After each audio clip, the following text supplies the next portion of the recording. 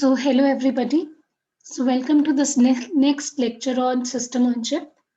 In today's lecture, we're just going to understand System on Chip a little better, comparing it with SX, FPGAs, understanding the types of SoCs, the benefits of using SoC, and what are the design challenges of SoC.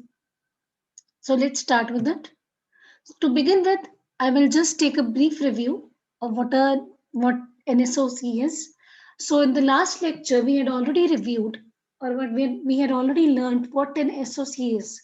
So we all understand the definition that it is a system on chip wherein a complete system with different components is integrated on a single chip. And then we talked about system on board.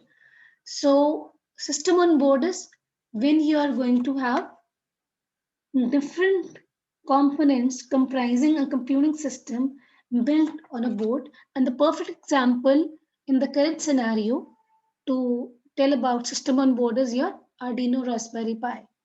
Okay, so with this understanding, now this is the internal circuit of a phone. Okay, a typical mobile phone, and you can see a number of chips they are already integrated on this PCB. So what would you classify this? We all say that your SoC is your mobile phone is an SoC. So what would you classify this circuit as? It is an SoC or it is SOB, system on board. So the question remains. So to tell this, yes, it is a system on chip or it is actually an example of multiple chip module, okay, which is housing different modules including my SOCs. So this typical IC which I can see pointed by this oval shape, which is a Samsung application processor along with a RAM, DDRAM which is there. This is SOC which is integrated in this circuit, and this is another processor IC which is system on chip, which is Infineon digital baseband processor. So this is neither SOB, but this is a perfect example of SOC because here we are using SOC along with other modules. So it is a multi-module chip, or I can say multiple chip module. Sorry. So it is a multiple chip. So this is an example of multiple chip module, okay, which is using system on chip as their modules. Okay. So with that understanding, so this is system on mode, wherein to run a complete system or a complete application, or you can say to perform a task, I am having different components placed on the PCB. But when they are actually integrated onto a single chip, that is what comprises a system on chip. So with this understanding, we'll just go through with this block diagram what typically an SOC is like. So you can see typically an SOC that is going to be comprising of a processing element, which is your microprocessor. So it is the computational uh, part of that. Then we have the dedicated hardware blocks along with that. Those may be your, you can say encrypting, decrypting, or decoders and coders. Or in this case, we can have our this processors. Okay. Okay. So those kind of things, microcontroller style GPIO. So for peripherals, so these are the dedicated hardware blocks and may include your accelerators also. Okay, next we have our standard IO devices. When I say your IO devices, these can be Ethernet units, like we have the Ethernet block, USB block, UART, PCI bus, and the bus interfaces, of course, which is required. And for that, we have on-chip communication interfaces, which may be most notably familiar bus structure, which you would be knowing is the AMBA structure, that is the Advanced Microcontroller Bus Architecture. Okay, and then we have your memory. Now, when I talk about memory, you can see we have some memory modules which are there on the chip. Okay, there is a cache. Then we have the DRAM interface which is there. Okay, so local RAM is there. So these are the different. So my processing elements also, they are categorized uh, as DSP processors. So we can have multiple processors in that case. But then I have, talking about the memory, I have memory placed outside and I have placed within this box. So what does this classify? This means that my memory, because when we are going to talk about a dedicated system or a complex system, my memory requirements may be huge. Okay, so it is not always possible to design a very small circuit or a system. I should say, I should not say circuit, it should be a system. I correct myself. So, housing almost 70 to 140. Uh, so, when we are trying to build a complex system, it may be difficult to actually. So, when we're talking about building a complex system, my memory requirements they may be huge, and with the requirement to build a circuit, or I should correct myself here, not a circuit but a system which is made of components, and in total having almost 130 to 240 billion of transistor housed on a small area of 70 to 140 square area. It may not always be possible to fulfill all the memory requirements on chip. Okay, so my memory, that can be internal and that can be external. So when I say external, that is off chip memory. So my memory, that can be SRAM, ROM, flash, or one time programmable memory. So whatever form of memory that is, part of that is available or that is there on the chip, which is known to be your internal memory, whereas part of memory which is generally larger, giving me the large storage, so that is off chip and that is normally your system in chip concept based memory. That can be your non volatile memory, flash, or DRAM, either. Okay, so that is example of the external. So memory can be internal or external in SoC. So along with the other components which we have discussed. So these are all the additional blocks which we must be requiring for running a system, and they may be different for different systems we are going to design for particular applications. Okay. So I can say that system on chip, it is more of a system and not a chip, which consists of not only the hardware, but the software as well as the interconnection structure or the interface which has to be present for using this hardware in synchronization with this software part. Okay. So again, that's just a repetition of what we have just explained it from the diagram. So it may be comprising of processor or different CPU cores. A processor, as I told, as we understand, that can be a single core processor, that is a unique core processor, or it can have a multiple core. So multiple cores. So what do you understand by cores? Core means it is entrusted with the computational or the computing part of your uh, this processor. So that can be different. So nowadays, when we are going to buy a phone, we normally hear about quad core processor, octa core processor. So that means we are going to have multiple units, which is just going to help speed up our execution. Okay, multitasking also is facilitated by that. So then we have the on-chip interconnections, that may be buses, bus structure, networks, interfaces which are there. There may be different circuits, analog, digital, all mixed. Then accelerators which are there. Accelerators, again, they are the hardware units which are required to speed up the execution uh, unit speed. And then we have the SX special functioning logic which should be there. That may be in the form of the small circuits which is there. And then we have the software part and some firmware which is going to synchronize between the software and the hardware. Okay. So we have already understood what is SOC. We are already clear about what is a VLSI system, and we are already understanding that from VLSI we have moved to GSI. But whenever we are talking about any complex circuit to be built, uh, we classify it as SIC or FPGA, and now we have learned a new term which is called SOC.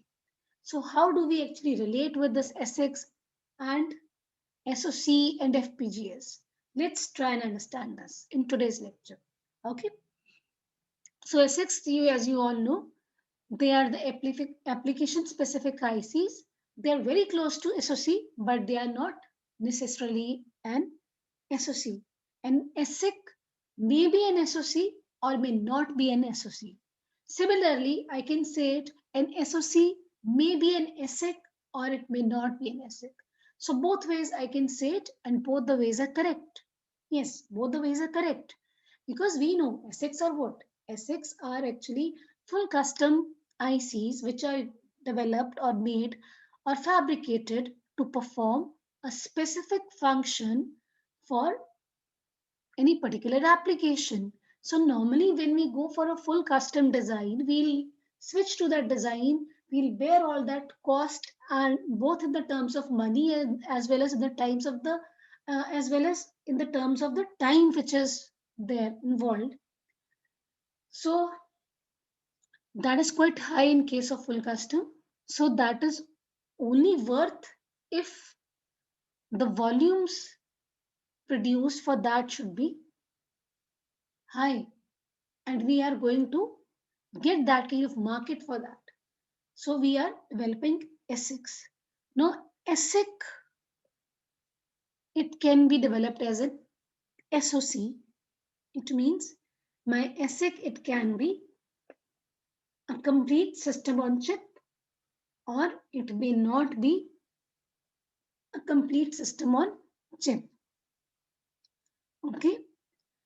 So when I say SOC, so SOC, it is going to house number of standalone systems and put it as a complete IC for an application.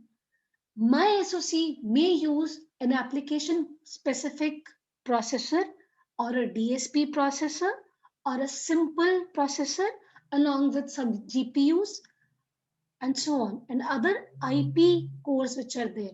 So when I say IP cores, these are typically your third party licensed cores which are available, which can be reused, which can be migrated to your design, and they can fit in your design nicely. So that is going to save a lot of your time because it makes use of predefined and pre-verified modules, which are these IPs, and the time and effort and the cost of designing every single module from the scratch as we do in the S6, that is not there.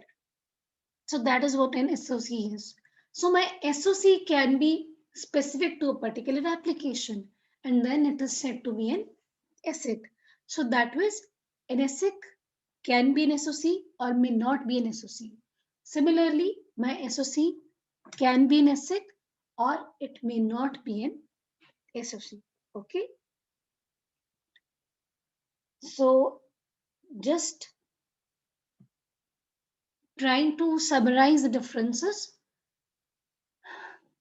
SOC cannot be considered to be as a large ASIC. I cannot always say that my SOC is nothing but it is a more complex ASIC. Okay, because there is an architectural approach when we are going to talk about their design. This we'll understand as we move into the next lectures in this course, because the SOC design that emphasizes a lot on partitioning and reuse of the systems. So use of IPs and the platforms which are already existing is the key to reduce the design complexity and to reduce the time to market in case of SOC, whereas that is not in case of ASICs. ASICs are custom made. They are expensive. They are more time consuming. The process is there. Uh, what we have been going through this the VLSI design process, physical design process. That is typical ASIC process. Okay, the top-down approach. So next is it addresses the cost and the time to market problems, which I've already told you.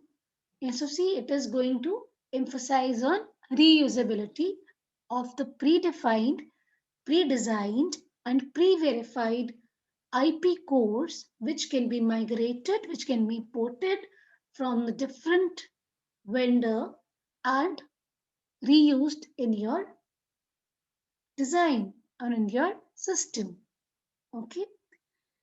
Necessarily, SOC is more complex, but we have ways to break this complexity through different levels of modeling, different abstraction levels, through this IP reuse, and through this partitioning of the circuit. So we decompose it into hardware, software, and then we are going to do that. So yes, this is another very important difference which I didn't mention it here. ASICs need not be always governed by software. Okay, but SoC, it is always, when it is a complete system on chip, some flexibility has to be offered. So SoC, they are said to be more flexible, okay, as compared to SX. And my software may have more functionality uh, in case of SoCs. Okay, so SoCs, they need better optimizations. Okay, so IP reuse, which we have already talked about, so it definitely helps increase the productivity, but then it is not able to replace what is the requirement of a new application, new specific application, which may require the industry to depend upon a new design without any reuse. And that is where my ASIC, it comes in. And SoC, it requires high performance and low power consumption. Okay, but for an ASIC, depending upon for what application I am going to design, it may have a relatively higher cost. Definitely, it has to give high performance for that particular application. It has to be resource intensive, but it has it may go high on the cost. Okay, because it is designed specially. So right from the design to fabrication, it is a new concept which has to be there. Okay. So there we understand the difference between what is an SOC and what is an ASIC. Okay. So in mid-90s, by ASIC technology that evolved from a chipset philosophy to an embedded core-based philosophy, and this philosophy is where we reached the era of system on chip. Okay, so an ASIC can be SoC or it can be a non-SoC. I hope we are clear on this. Moving to next, FPGAs. FPGAs are very popular. You must have worked on certain boards, maybe Vertex, Spartan, anything. So we already must have worked in the labs on this in our academics. So FPG, when we talk about, we are having a big advantage or a concept of hardware reconfigurability in our mind, because that is making, there was an introduction of the programmable hardware or the reconfigurable hardware when we talked about FPGAs. Okay, so definitely FPGAs, if they help us give some flexibility in the hardware design.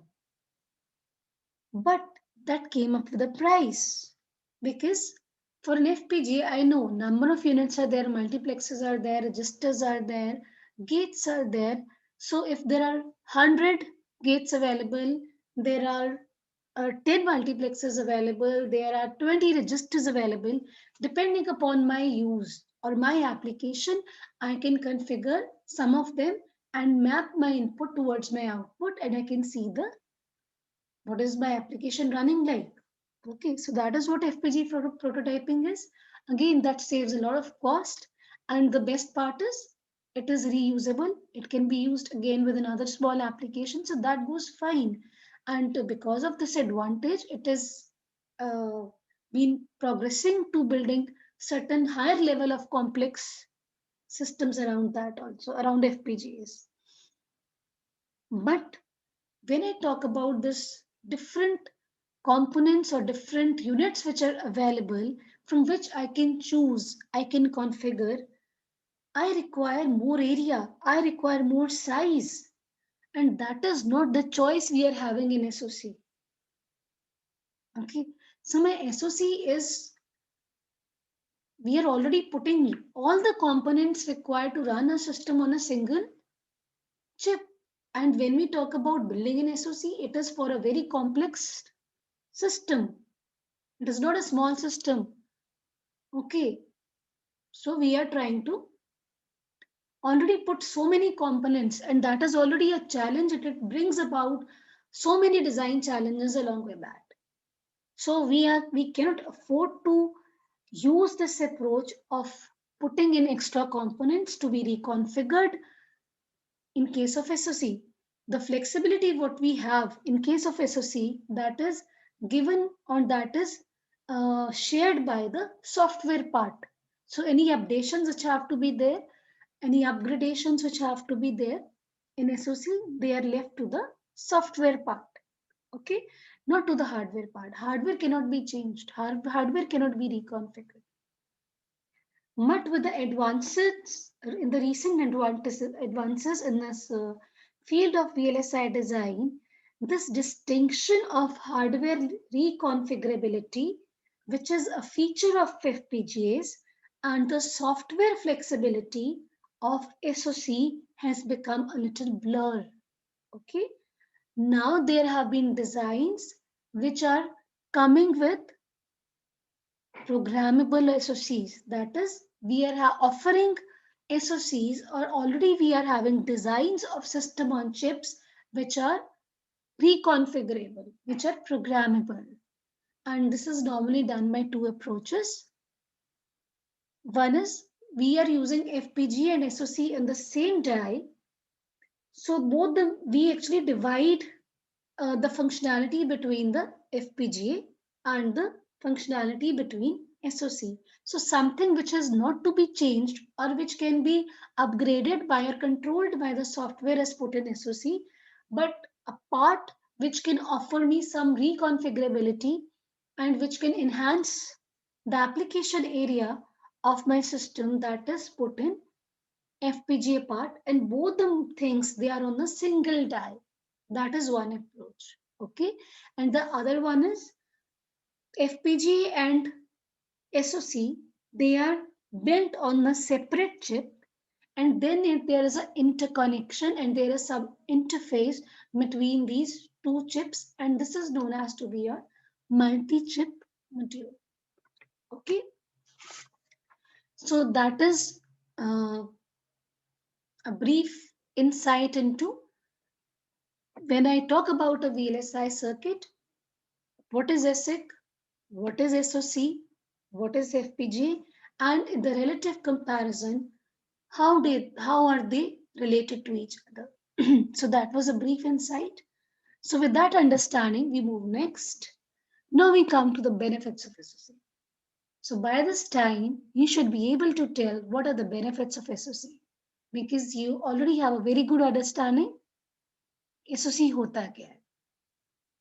So whenever I'm talking about integrated circuits, they are measured or their economics or their performance, that is judged on three main parameters: speed, power, and area.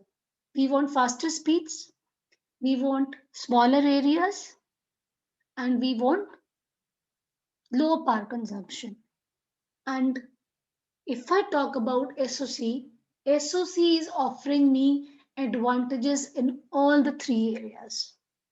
So when we are putting different components from a larger area to a smaller one, my delay, interconnect delay, my wiring delay, that is reduced.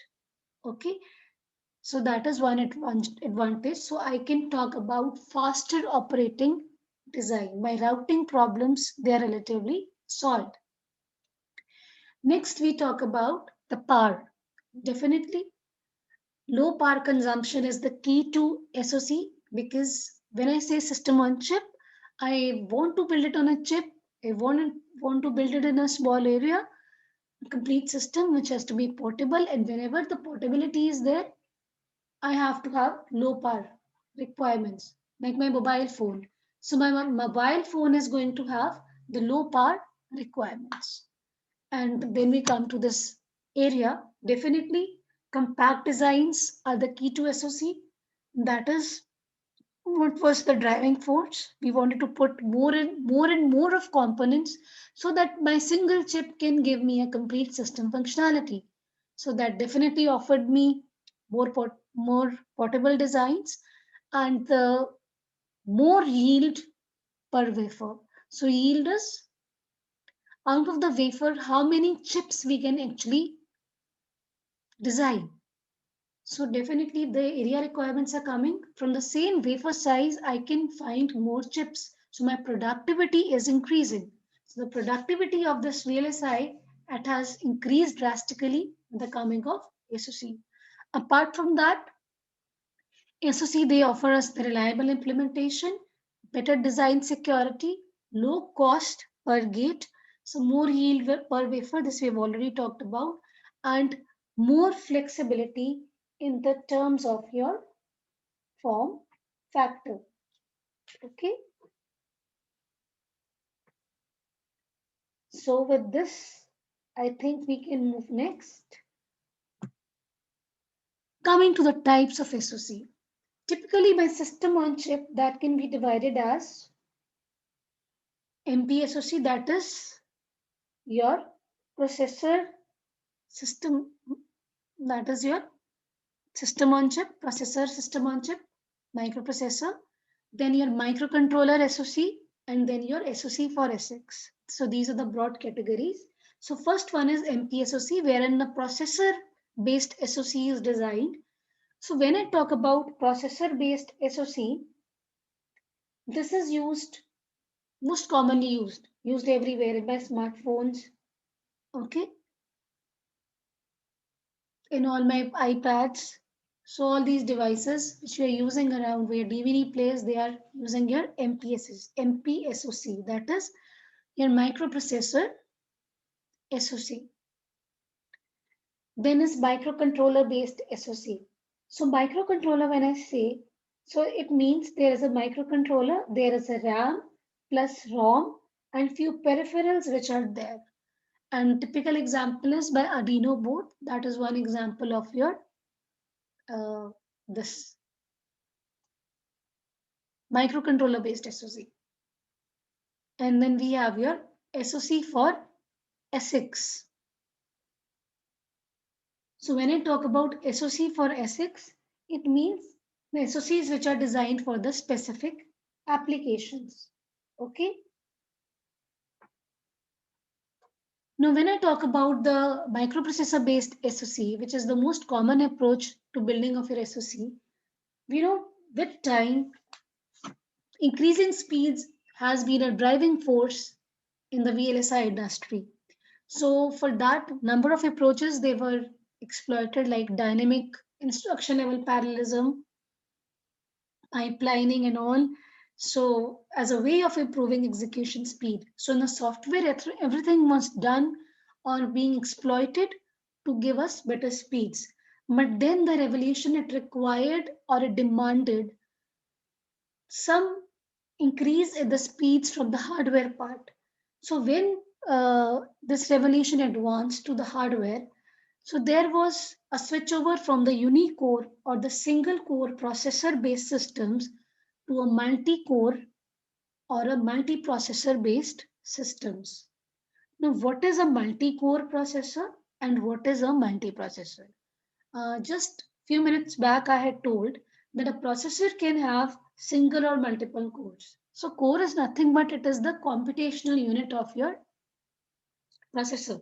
Okay, so it is not a complete processor in itself, but all the computational tasks it is entrusted with that, so it is able to carry out all the computations. Okay, so my processor it can have the different cores. So I can have 2 cores, I can have 4 cores, 8 cores in a single processor. So when this kind of structure it comes up, that is called my multi-core processor. Please mind it. It can have shared cache. It can have multi-threading.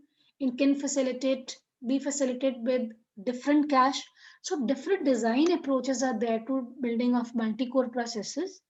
But it specifically means that you may have a single processor with multiple cores, or my SoC can have 2 processor, each having 4 cores. So either ways, okay. But when I am talking about using more than one processor, that is complete CPU, each having its own execution units, its own cache, its own set of peripherals which has to be interfaced. So that is where we define it as a multi-processor system. So very clear it should be. Multi-processor means using multiple processors. Processor means your CPU, which is the complete processing unit itself. Whereas multi-core means a processor which may be implemented using single computational unit or multiple computational units, where each computational unit is referred to as a core. So these are the broad classifications of your system on chip. Then we come to our design issues in the SoC design. So we all talked about SoC, its advantages, and we must be fascinated by the world of this integration, which has allowed us to integrate so many millions, hundreds of millions of transistors on a single chip, and that too so small with the area of few millimeters square, and that is having the power to run a complete application, to perform any task which has eased our lives. Okay, and that can be a specialized task also, that can be for a specific application also, and very good applications like maybe in your satellite launch, or maybe in a RF communication. So wherever you talk about, so that definitely facilitates us, but the journey has not been easy for the designers of these SoC systems. So lots many issues they were confronted, and they still pose a challenge. Okay, so let's talk about those challenges in this lecture. So first is complexity. Yes. So as we have come to the fabrication level with the help of your deep submicron technology of building the circuits or transistors with 25 nanometer or less, it has posed several design challenges. And it has been predicted that every 3 years, the silicon complexity, it quadruples following the Moore's law. So this increasing complexity is on the account of increasing the size of cores or IPs, reduced areas which are to be used, more functionality which has to be added, and more constraints which are coming in the form of the power consumption or in the terms of performance speeds as the design criterion. Okay, so as my sizes they have shrunk, my process variations they have also become more significant. Okay, so along with that, now this is a figure which measures the complexity. When we are talking about these things, we are only talking about the silicon complexity or the hardware complexity. But we also have the software complexity. My software is also there, which is part of SoC, which is having a good chunk of functionality entrusted to itself. Okay, so as the hardware has progressed, my software too has progressed. For running a single system, you may have you may require hundreds or thousands of lines of coding. Okay, so the level of programming or coding to run these or to control these hardware units, that has also increased, and this is at a higher pace than what is than at the level at which my silicon complexity is increasing. So there is a gap which is there. And due to this gap, we have the gap between the system complexity and the silicon complexity. That has increased the gap because my glue logic also has to be enhanced. The interfaces, the interactions, the intercommunication, my bus structures, they also have to be enhanced. So that is where the gaps they are identified in the complexity which is being exploited by your SOC. So next design issue is the heterogeneity. So when we are building a homogeneous system, like you can say I'm going to design a digital uh, timer as this, it means I am actually emphasizing on the digital processing or on the digital signals. But when I'm building an SOC, I may have different type of signals. I may require different components. So there is a mixture, there's a mixed use of the components. So that heterogeneity in case of SOC, that is hetero means different. So there that heterogeneity is surfacing at the level of components, processes, as well as the tools. So components, because different type of components they have to be used. Somewhere a counter has to be used. Somewhere your modulator has to be used. Then processes for designing these, they may be different. Okay. Again, the level of complexity of the device which we are building, that is also going to be different. Then tools which are there, tools for designing, tools for verification, tools for testing. We all know we have set of tools which are there for your digital system, set of tools which are there for your analog designs, and there has to be some interface or there may be mixed signal tools. So there is a lot of heterogeneity at different levels, and that comes up because my SOC can have different type of processes. It may have different IP blocks coming from different vendors or third parties, and it may have different interfaces. So my input output peripherals, they can be different. So that puts a lot of competition and a challenge to the design of your SOC. Apart from this, there are numerous issues. We know that the key to SOC design is reuse. But when I talk about this reuse, that portability of using the cores between across different designs, that may be coming from the non-net listed cores. That is, some cores which cannot be broken down to the net list, and so there can be a compromise in the interface which we can develop for that. Then the layout dependent step sizes, that is, if the layout of these portable modules that is defined, then the aspect ratio misfits because my chip area is limited, and if I'm porting any particular IP or a block, I have to see where it fits. That may lead to some wastage of some spaces. Okay, so handcrafted layouts, if we are porting some, so maybe that may be required. Then coming to the timing issues, your clock redistribution, your width and spacing disparities of the hardcore IPs which are there, then antenna rules mismatch. That may be again because of the portability and the IP cores which are being there, and the re-verification which has to be designed after the complete. You may be using designed and pre uh, verified codes, but when you have to integrate your complete system in the terms of hardware and software, again, number of mismatches can be there and there can be timing issues. Then we have the challenge of the interconnect delays, okay, the time to market challenge, then the IP reusability, That is the IPs you are building. Suppose you need a new component and you are building it as an IP, that has to be reusable. That has to be made reusable. So the interfaces, they should be so designed so that it can be incorporated as a portable unit for the next systems which have to be built. Okay, and that should be upgradable. Okay, then power consumption and power distribution. That is another challenge because we want to design low power devices, but I have number of components.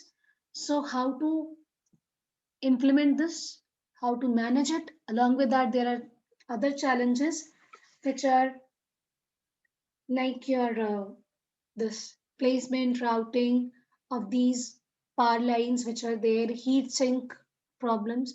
So number of design issues are there because the size has shrinked, complexity has increased, power consumption requirements they have reduced, and my speed expected has gone higher. Okay, and there has to be a lot of interface which is to be there, that is a lot of blue logic and the interface both in the terms of hardware and software which has to be taken care of in the SoC design. So with this we come to the end of this lecture, and I think we have a very good understanding of, a broad understanding I should say, of what is an SoC. So in the next lecture we are going to now talk about SoC design.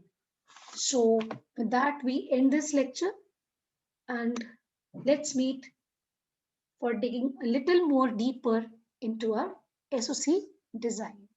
Thank you so much.